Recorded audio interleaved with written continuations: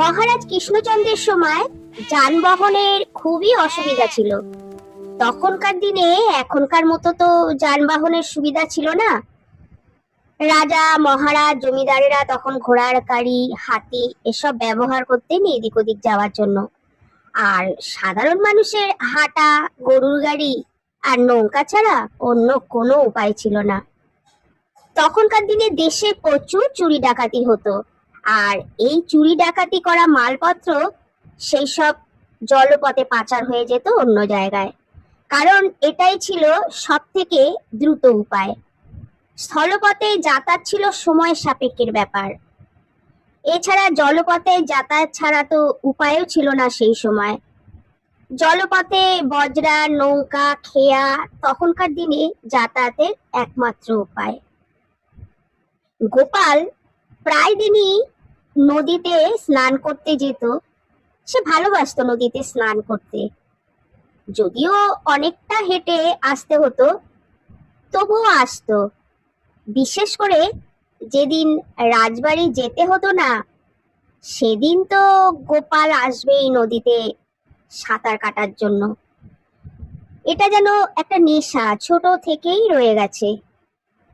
মাঝে মধ্যে ছেলেকে বা মেয়েকেও সঙ্গে নিয়ে আসে। এক মহিলাকে প্রায় গোপাল দেখতো নৌকায় উঠতে এবং এদিক ওদিক ঘোরাফেরা করতে, একটি কাপড়ে জড়িয়ে শিশু কোলে করে। শিশুটিকে সর্দি কাশির ভয়ে সব সময় কাপড় জামা দিয়ে জড়িয়ে ঢেকে রাখতেন। কেউ দেখলে মনে করতো 1 বছরের মতো বয়স শিশুর সর্দি কাশির ভয়ে এমনি ভাবে জড়ানো। গোপাল স্নান করতে এসে 2-1 দিন দেখেছে ওই মহিলাকে। সেদিনও নদীর পাড়ে ছেলেকে নিয়ে বেড়াতে এসেও দেখলো ওই মহিলাকে। গোপাল যখন মাঝে মধ্যে নদীতে যেত স্নান করতে, ওই মহিলাকে দেখলে সে ভাবতো, একবার জিজ্ঞাসা করে শিশুটির কথা, কিন্তু আবার পিছিয়ে আসতো, কি মনে করবে এই মনে করে। সেদিনও সে স্নান করতে গিয়ে একটু অবাক হলো ওই মহিলাকে দেখে। যথারীতি সেই কাপড় জড়ানো অবস্থাতে শিশুটিকে নিয়ে সে নৌকার জন্য অপেক্ষা করছে। সেদিন একটু অবাক হলো গোপাল, এই কারণে যে শীত পড়েনি তা সত্ত্বেও ওই মহিলা বাচ্চাকে আপাদ মস্তক জড়িয়ে রেখেছে। গোপাল ভাবলো হয়তো বাচ্চাটা অসুস্থ, কিন্তু বাচ্চাটা কি সবসময় অসুস্থ থাকে? যা হোক, সেদিন রাজসভায় ঢুকতে একটু বেশ দেরি হয়ে গেল। রাজসভায় ঢুকেই বেশ কোলাহল। গোপালকে দেখেই রাজামশাই বললেন, গোপাল, কৃষ্ণনগরে তো এত চুরি ডাকাতি শুরু হয়েছে, কিছু কি শুনতে পেয়েছো? গোপাল বলল, মহারাজ, নন্দীগ্রামে এক সম্পূর্ণ গৃহস্থ ঘরে 2 দিন আগে ডাকাতি হয়েছে শুনেছি, আর তো তেমন কিছু শুনিনি। মহারাজ বললেন, গোপাল, কাল রাতেই তোমার রানীমার গয়না যে দোকান থেকে বানানো হয়, সেই দোকানে ডাকাতি হয়েছে বিশাল। দোকানের মালিক বীরেশ্বর বাবু অসুস্থ হয়ে পড়েছেন। তার ছেলে একটু আগে এসে খবর দিল। কি করা যায় বলো তো? আমি তো মহা চিন্তায় পড়লাম। গোপাল বলল, আপনি একদম চিন্তা করবেন না, আমি একটু ভেবে দেখি কি করা যায়। মহারাজ, ডাকাতির মাল পাচার করার একমাত্র রাস্তা নদীপথ। আপনি এখনই সেখানে পাহারা বসান। কাল ডাকাতির মাল এখনো হয়তো বাইরে যায়নি, আপনি এক্ষুনি পাহারা বসান মহারাজ। গোপালের হঠাৎ করে সেই কাপড় জড়ানো বাচ্চা সহ মহিলার কথা মনে হলো। কেন জানি সন্দেহ হলো গোপালের মনে। সে তো ঠিক এই সময় নৌকায় ওঠে বাচ্চা নিয়ে। গোপাল মহারাজের উদ্দেশ্যে বলে উঠল, মহারাজ, এক্ষুনি ঘোড়ার গাড়ি বার করতে বলুন এবং আমার সঙ্গে সেনাপতি ও কিছু পেয়াদা দিন। কেন? হঠাৎ ঘোড়ার গাড়ি? মহারাজ জিজ্ঞেস করলেন। আর সময় নেই, তাড়াতাড়ি চলুন সবাই নদীর পাড়ে। আজ কপাল ভালো থাকলে একটা নাটকের যবনিকা পতন হবে। সবাই যখন নদীর ধারে পৌঁছালো তখন যাত্রী বোঝাই নৌকাটি ছাড়বে ছাড়বে করছে। সেনাপতি চিৎকার করে নৌকা ছাড়তে বারণ করলো। যথারীতি মেয়েটিকে কোলে শিশু সহ বসে থাকতে দেখলো গোপাল। কাছে গিয়ে গোপাল বলল, এই, এটা কার বাচ্চা? আমার। আমার কার? মেয়েটি খেকিয়ে উঠল।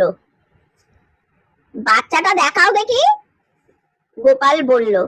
কেন? বাচ্চা দেখে কি করবা? মেয়েটি কোনো মতে শিশু দেখাতে রাজি হয় না।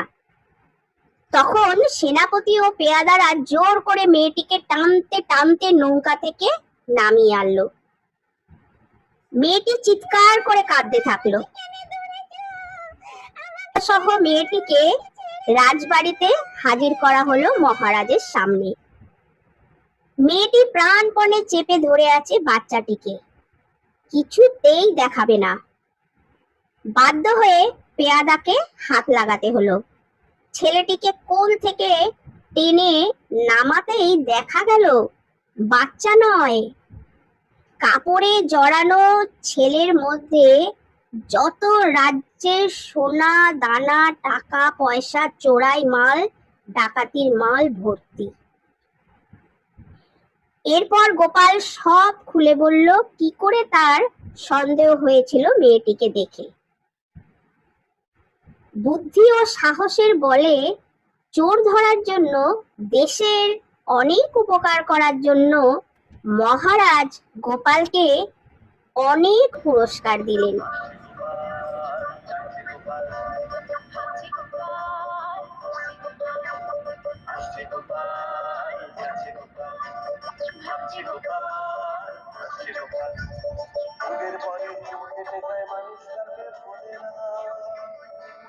যুগের পরে যুগ কেটে যায়, মানুষ তাকে বলে না। চলে না রে, চলে না রে, চলে না রে, চলে না রে, চলে না রে, চলে না রে, তাকে ছাড়া চলে না। খ্যাতি যখন ছড়িয়ে পড়ে তখন অনেক রকম সামাজিক কাজেও যুক্ত থাকতে হয় তাকে। গোপালের এখন সেরকমই অবস্থা। যতক্ষণ রাজবাড়িতে থাকে ততক্ষণ নিশ্চিন্ত। বাড়িতে যেদিন থাকে সেদিন লোকজন আসতেই থাকে গোপালের খোঁজে। কারো জমি জায়গার ব্যাপার, তো কারো শরিকি গন্ডগোল, কারোর আবার ছেলে মেয়ের বিয়ের ব্যাপার। বিভিন্ন কারণে গোপালের খোঁজ চলে। আর সব থেকে বড় কথা, গোপাল কাউকে নিরাশ করে না। যতটুকু সম্ভব সে সবার উপকার করার চেষ্টা করে। কারণ ছোট থেকে সে অনেক কষ্টের মধ্যে দিয়ে আজ এই জায়গায় এসেছে, অনেক ঠোকর খেয়েছে, তাই বুঝেছে মানুষের অসহায়তা। দরজার বাইরে শুধু গোপাল আছো, গোপাল বাবু আছেন। গোপালের বউও মাঝে মাঝে খুব বিরক্ত হয়ে যায় উত্তর দিতে দিতে। তাই ছুটির দিনে গোপাল বাইরের উঠোনে একটা চৌকি পাতা থাকে, সেইখানেই বসে থাকে। সেইখানেই দুপুরে খাওয়া দাওয়া সারে, এমনকি দুপুরে সেখানেই শুয়ে পড়ে। আর যেদিন গোপালের ভালো লাগে না, সেদিন কেউ খোঁজ করতে এলে বাড়ি থেকে জানিয়ে দেওয়া হয় রাজবাড়ি গেছে। তাই শুনে তো আবার অনেক সময় রাজবাড়ি পর্যন্ত ধাওয়া করে আসে কেউ কেউ। এই যেমন কালাচাঁদ। কালাচাঁদ সম্পর্কে মামাতো দাদা হয় গোপালের, কিন্তু অনবরত ভাইয়ের খোঁজ করে, ভাইকে খুব সমীহ করে চলে। জমি কিনবে, তার কাগজপত্র দেখে দিতে হবে গোপাল ভাইকে। বাড়িতে আমষষ্ঠীর ব্রত পালন হবে, ডাকো গোপালকে। গোপাল ছাড়া কালাচাঁদ কিছু বুঝতেই চায় না। বৌদিও খুব মান্য করে গোপালকে। কালাচাঁদ কোঠার বাড়ি তৈরি করবে, তার ভিত পুজোতে গোপালকে সপরিবারে হাজির থাকতেই হবে। তাই একরকম ভয়ে ভয়েই বেশ কিছুদিন ধরে গোপাল কালাচাঁদকে এড়িয়ে চলছে। কারণ আর কিছু নয়, কারণ কালাচাঁদা মানেই কিছু না কিছু কাজের কথা। আর শরীরে মনে ইদানিং অত্যাধিক চাপ পড়ছে গোপালের। হাজার হোক বয়স হচ্ছে তো, কেউ বুঝতেই চায় না। সকলেই ভাবে রাজবাড়ির কাজ কত না সুখের, কিন্তু যে কাজ করে সেই বোঝে এর জ্বালা। গোপালের মাথা যত কাজ করে শরীর তত করে না, স্বভাবতই। তাই অনেক সময়ে গোপালকে পালিয়েই বেড়াতে হয়।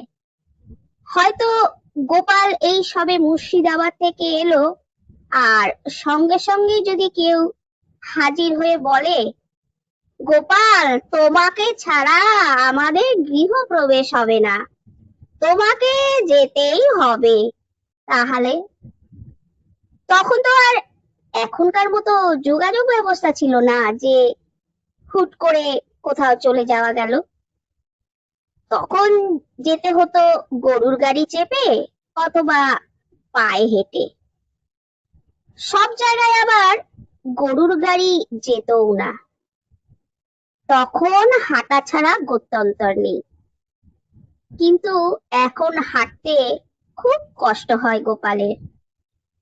তো কালাচাঁদ রাজবাড়িতে এলে গোপালের মামাতুতো দাদা হিসেবে অনেকেই চিনতো বলে রাজবাড়িতে ঢোকার ছাড়পত্র পেতে অসুবিধে হতো না।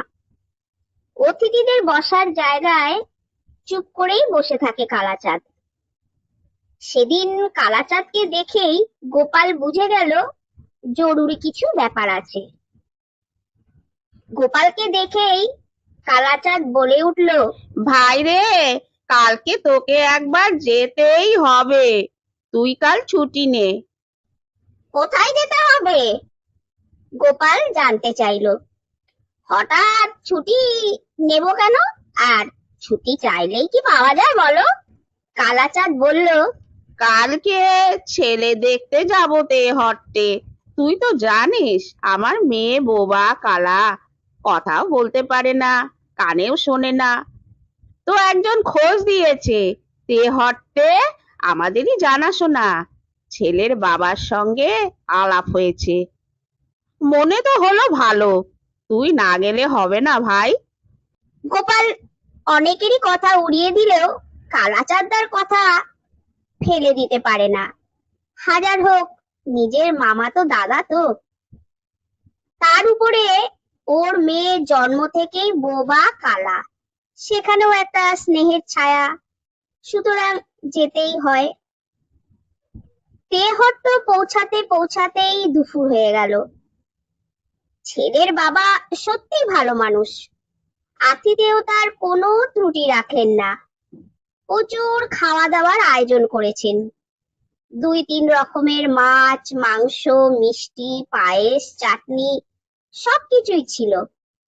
গোপাল খুব তৃপ্তি করে খেলো। এবারে ছেলে দেখার পালা। বাবা হাঁক পারলেন, পদ্মলোচন। যে ছেলে ঘরে এলো সে কানা, নাম পদ্মলোচন। চোখে কিছুই দেখতে পায় না, কিন্তু চেহারাটি সুন্দর, গায়ের রং শ্যামবর্ণ, জন্ম থেকেই নাকি এরকম। ছেলেটিকে দেখে গোপাল জানতে চাইলো, এই বর বুঝি? হ্যাঁ, পাত্রের বাবা জানালেন। ও ভালো, গোপাল বলে বসলো। কানা ছেলের নাম পদ্মলোচন রেখেছেন, তা বেশ করেছেন। আমাদের মেয়ের নামও সুভাষিনী, সেও কিন্তু কথা বলতে পারে না, আর কানেও শোনে না। ছেলের বাবা আঁতকে উঠলেন। তারপর কালাচাঁদের দিকে তাকিয়ে বললেন, আগে তো বলেননি। দাদার হয়ে গোপাল উত্তর দিল, আপনার ছেলে যে কানা সে কথা তো আগে আপনিও বলেননি। আর এ তো একেবারে রাজ্যটুক, একজন চোখে দেখবে আর একজন কথা কইবে, এতে তো আপত্তি থাকার কথা নয়। এতে তো ছেলে আর মেয়ের কাউকে কিছু বলার থাকবে না। আপনি আপনার ছেলেকে একবার জিজ্ঞেস করে নিন তার কি মত, সেও তো বড় হয়েছে। ছেলের বাবা অন্দরমহলে চলে গেল কিছুক্ষণের জন্য। তারপর ফিরে এসে জানালো তাদের আপত্তি নেই, শুধু মেয়েকে একটিবার তার স্ত্রী দেখতে চান। এরপর যথারীতি পাত্রের মা আর বাবা একদিন মেয়েকে এসে দেখে গেলেন। সুভাষিনীকে তাদের পছন্দ হয়ে যায়। তারপর এক শুভ দিন দেখে কালাচাঁদের বোবা কালা মেয়ে সুভাষিনীর বিয়ে হয়ে গেল কানা ছেলে পদ্মলোচনের সঙ্গেই।